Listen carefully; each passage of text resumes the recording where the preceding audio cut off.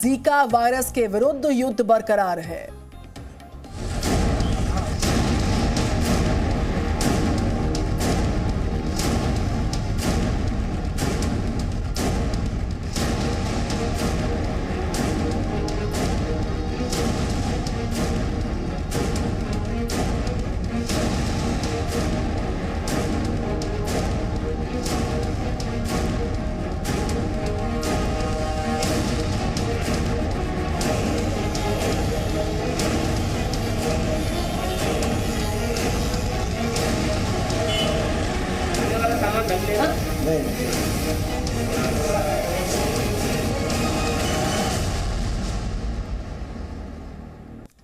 उत्तर प्रदेश में Zika virus परेशानी का सबब साबित हो रहा है, चिंता का सबब बन रहा है।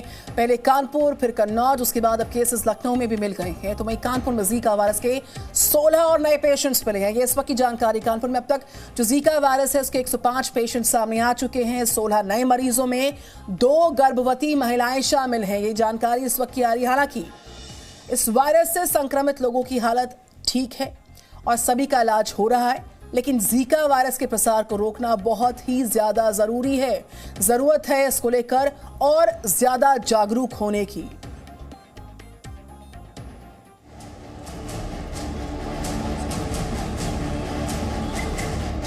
जीका से सावधान।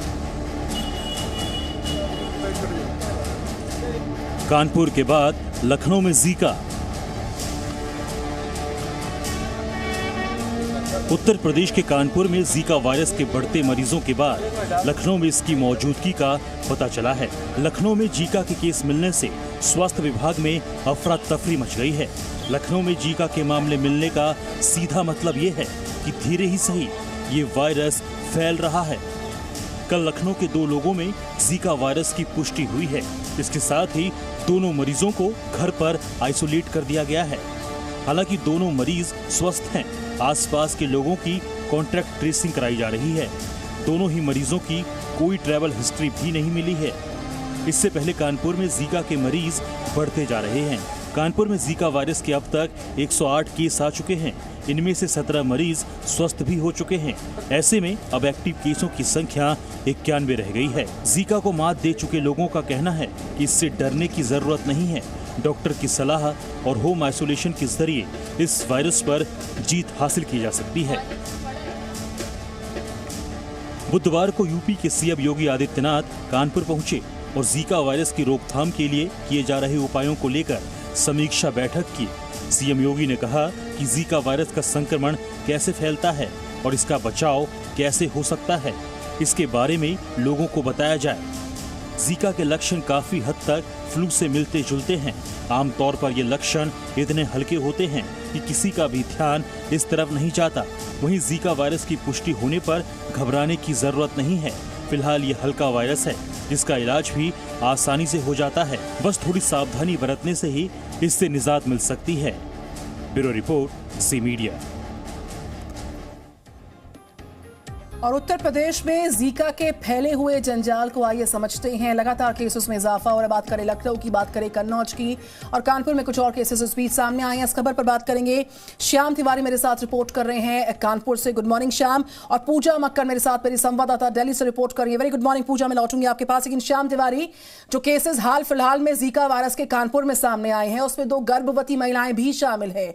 और जिन डॉक्टर्स से लगातार हम पड़ताल कर रहे हैं, जान रहे हैं, लक्षणों की बात कर रहे हैं, ट्रीटमेंट की बात कर रहे हैं, उनका कहना है कि ये फैटल महिलाओं के लिए साबित हो सकता है, उनके फीटस के लिए साबित हो सकता है। तो इन केसेस का इस तरीके से सामने आना वाकई में एक परेशानी की बात है।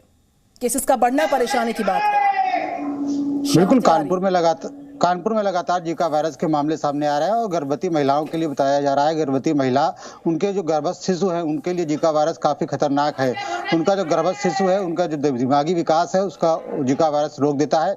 हालांकि आम आदमियों पे अगर देखा जाए तो इसका खासा असर देखने को नहीं मिल रहा है, क्योंकि आम आदमी को केवल फीवर आ रहे हैं, कहीं कहीं पर चकत्ते आ रहे हैं। आपको बता दें जो 17 लोग ठीक हुए हैं उनमें से तमाम लोगों का कहना यह है कि उनको कोई किसी तरीके कोई लक्षण नहीं आया, केवल उनको बुखार आया था। बुखार आने के बाद जब उनकी जांच हुई तो उनमें जीका वायरस वायरस की पुष्टि हुई और उसके बाद उन्होंने प्रशासन की जो गाइडलाइन है उसका पालन किया, घर में आइसोलेशन में रहे, मच्छरदानी लगा करके रहे, तो इससे उन्होंने जीका को मात दे दी है। तो कुल मिलाकर के जो गर्भस्थ शिशु हैं, अगर गर्भवती महिलाओं को जीका का वायरस हो जाता है तो उनके गर्भस्थ शिशु के लिए बहुत ज्यादा खतरा होता है, लेकिन आमतौर पर इतना खतरनाक फिलहाल ये दिखाई नहीं दे रहा है, लेकिन इसका प्रसार बहुत तेजी से हो रहा है। कानपुर में अब तक 108 मामले सामने आ चुके हैं।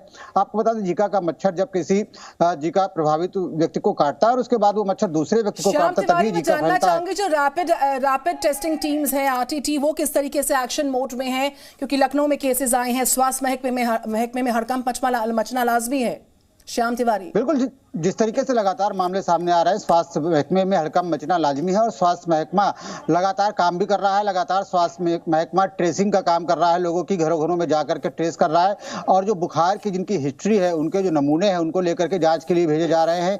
आपको बता दें, इसके अलावा जो प्रभावित क्षेत्र है वहां के 3 किलोमीटर का दायरा, यानी कि एक शख्स अगर कहीं पर जीका का प्रभावित पाया जाता है तो उसके 3 किलोमीटर के दायरे में घर घर में जाकर के टीमें सर्वे कर रही है और वहां पर सोर्स रिडक्शन का काम कर रही है। जहां पर लार्वा की संभावना पाई जाती है वहां पर एंटी लार्वा का छिड़काव किया जा रहा है। इसके अलावा शाम मैं लौटूंगी आपके पास। पूजा मक्कड़ मेरे साथ है, दिल्ली से रिपोर्ट करिए। पूजा, आप लगातार तमाम डॉक्टर्स के संपर्क में हैं और जिस तरीके से चाहे एक नॉर्मल फ्लू हो, वायरल फीवर हो, डेंगू का बुखार हो या फिर जीका के लक्षण हो, इन लक्षणों को डिफरेंशिएट करना, इंक्यूबेशन पीरियड और उसके बाद जो पेशेंट है उसका रिस्पॉन्ड करना इस ट्रीटमेंट को, ये वो सारे सवाल हैं जिसको लेकर बहुत कंफ्यूजन है। मैं चाहूंगी आप समझाएं बेहतर भाषा में कि कैसे डिफरेंशिएट करें उन लक्षणों को और आने वाले वक्त में अगर कोई ग्रसित होता है, कोई पीड़ित होता है, उसका लाइन ऑफ एक्शन क्या होना चाहिए?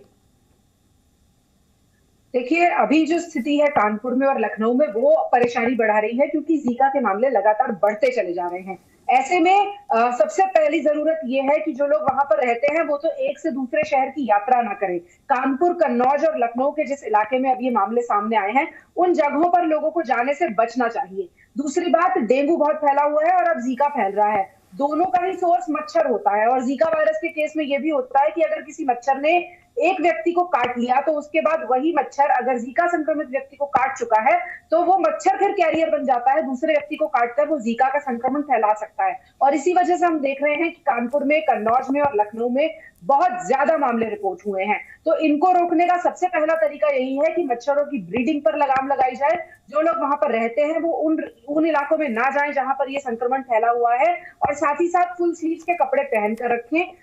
तीसरी बात जो अहम है वो ये है कि टेस्ट जरूर कराएं, क्योंकि अभी जो बुखार फैले हुए हैं उनमें डेंगू, जीका और कोरोना तीनों के लक्षण बहुत एक जैसे होते हैं और जब तक ये क्लियर नहीं हो जाता कि कौन सा बुखार है तब तक उसका इलाज करना मुश्किल होता है। तीनों के इलाज के तरीके अलग अलग हैं, इसलिए टेस्ट जरूर कराने चाहिए लोगों को। जीका जिन लोगों को हुआ है उनके लिए अच्छी बात यह है कि ये बहुत खतरनाक नहीं होता है आमतौर पर। गर्भवती महिलाओं के लिए जरूर एक मुश्किल का सबब है क्योंकि ये भ्रूण को अफेक्ट कर सकता है, उसके ब्रेन के विकास को रोक सकता है, तो उनको सावधान रहने की जरूरत है। 5 साल से छोटे बच्चों को सावधान रहने की जरूरत है। बाकी लोग अगर जीका की चपेट में आते भी हैं तो हर किसी को अस्पताल जाने की जरूरत नहीं पड़ती है। 4 से 5 दिन में बुखार आता है और थोड़े बहुत रैशेज होते हैं, उसके बाद मरीज ठीक हो जाता है। बिल्कुल पूजा, मैं लौटूंगी आपके पास, आप बने रहिए मेरे साथ। और श्याम तिवारी, आप लगातार कानपुर से रिपोर्ट कर रहे थे, शुक्रिया आपका तमाम जानकारियां साझा कर। Presenting B News app available on Google Play and App Store. Download it now.